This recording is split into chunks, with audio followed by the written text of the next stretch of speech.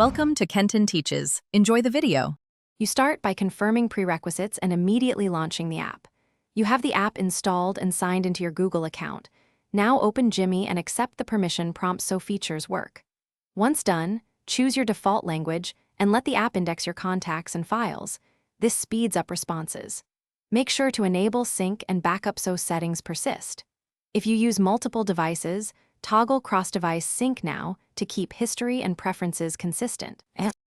Next, you configure the core behavior and start using Jimmy for tasks. Go into settings to set voice sensitivity, notification rules, and the assistant's response style. These affect latency and suggestions. Then create at least 2 shortcuts or workflows for routines you repeat, such as commute or meeting prep, and assign triggers. Once shortcuts exist, test them with voice and tap triggers to confirm expected actions. If responses seem off, recalibrate microphone sensitivity and retrain the voice model. To finish, validate that everything runs smoothly and learn one key troubleshooting tip. You should review battery optimization and notification access so Jimmy isn't suspended.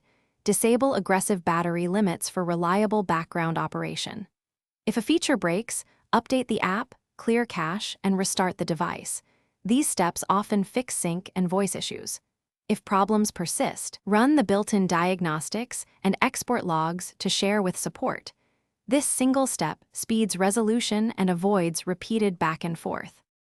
Thanks for watching. Please subscribe if this video was helpful.